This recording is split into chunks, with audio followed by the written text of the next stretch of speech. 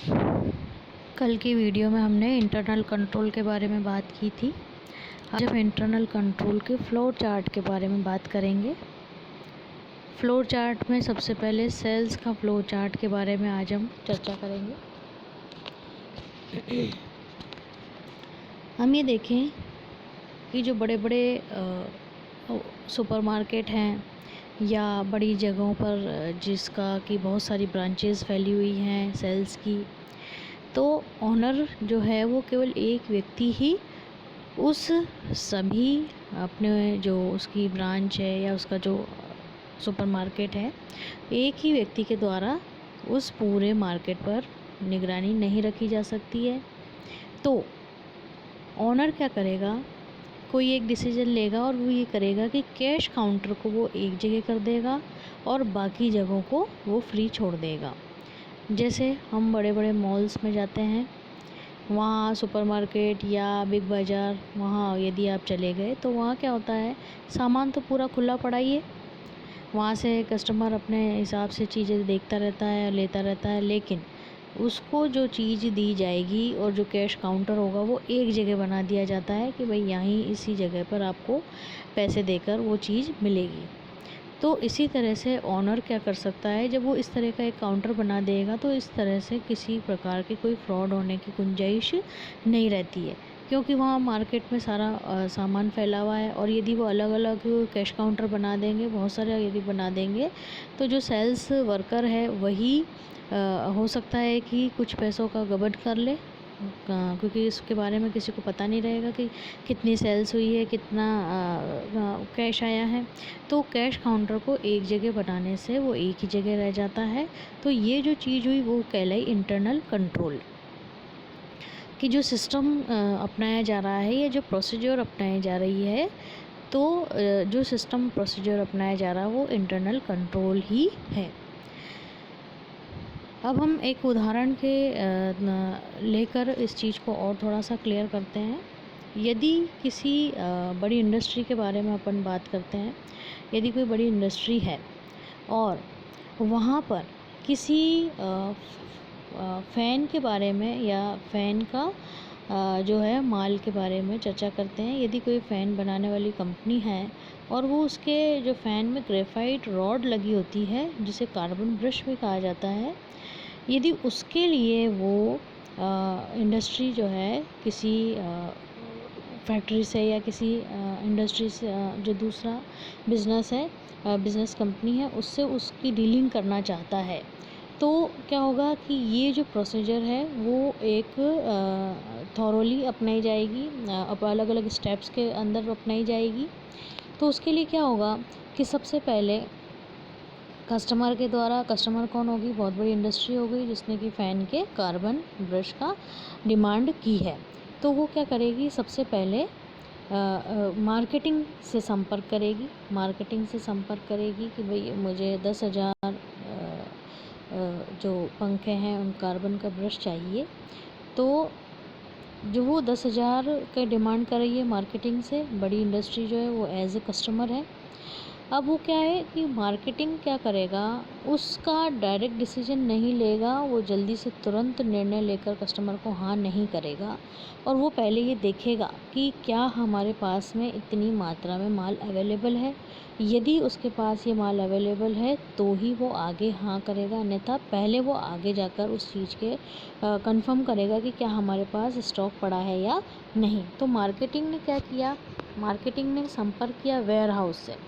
Ware house से संपर्क किया कि भाई हमारे पास इतने डिमांड आई है, 10,000 कार्बन ब्रश की डिमांड आई, तो क्या वो हमारे वेयर हाउस में इतना स्टॉक अवेलेबल है या नहीं। अब वेयर हाउस भी ये देखेगा कि जो हमारे पास डिमांड आई है, हाँ वो चीज़ हमारे पास मौजूद है या नहीं। अब वेयर हाउस के पास यदि वो माल अवेलेबल नहीं है तो उसने संपर्क किया फिर फैक्ट्री से। अब उन्होंने फैक्ट्री में संपर्क किया और पता लगाया कि हमारे पास जिस चीज़ की डिमांड आई है, जितनी क्वांटिटी की डिमांड आई है, क्या वो इन्वेंट्री हमारे पास, स्टॉक हमारे पास अवेलेबल है या नहीं। यदि वो वेयर हाउस के पास नहीं है तो उसने फैक्ट्री से संपर्क किया। अब फैक्ट्री में भी ये देखा गया कि हाँ, हमारे पास इतना माल है या अब हमें इतना माल अवेलेबल है, 50% अवेलेबल है और 50% का हमें प्रोडक्शन करना पड़ेगा। तो फैक्ट्री में फिर क्या होगा, उस माल को बनाने की तैयारी की जाएगी और उसके बाद में ही कस्टमर को उसके लिए हाँ किया जाएगा।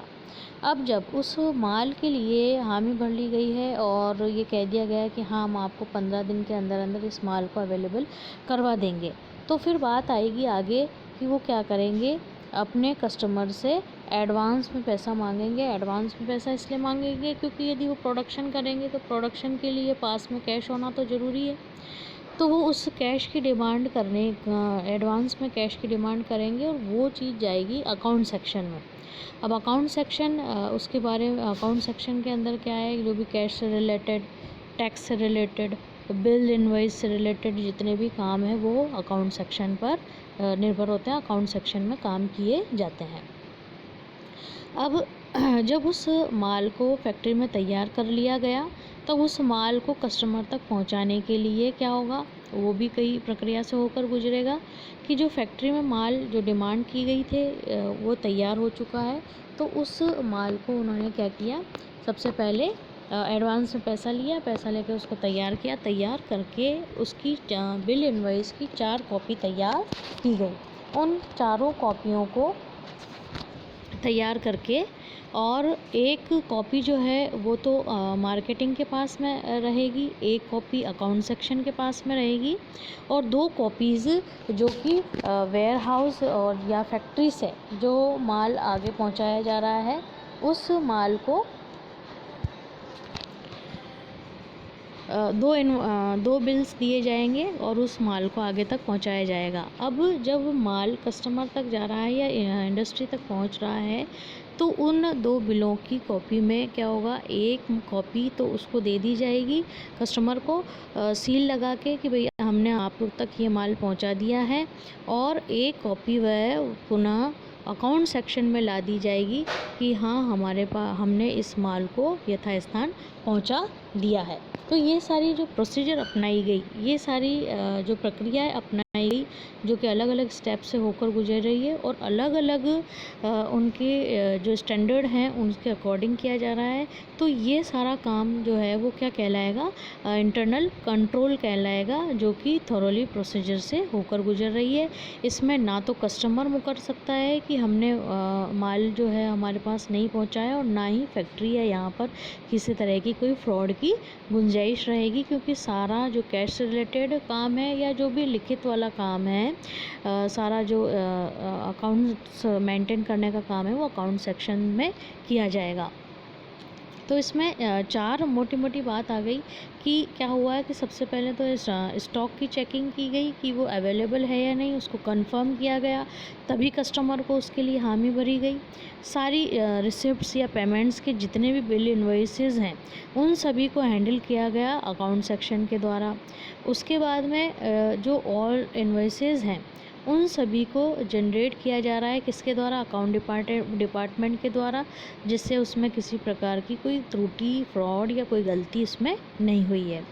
चौथी स्टेप ये है कि जो माल रिसीव्ड किया जा रहा है, ऑब्टेन किया जा रहा है, वो भी सभी प्रूफ के द्वारा डिलीवरी की जा रही है, किसको, कस्टमर को की जा रही है, ताकि उसके अंदर किसी प्रकार की कोई गलती ना रहे, किसी प्रकार का कोई फ्रॉड ना हो, और जो प्रोसीजर अपनाया जा रहा है, जो तरीका अपनाया जा रहा है वो सही तरीके से हो।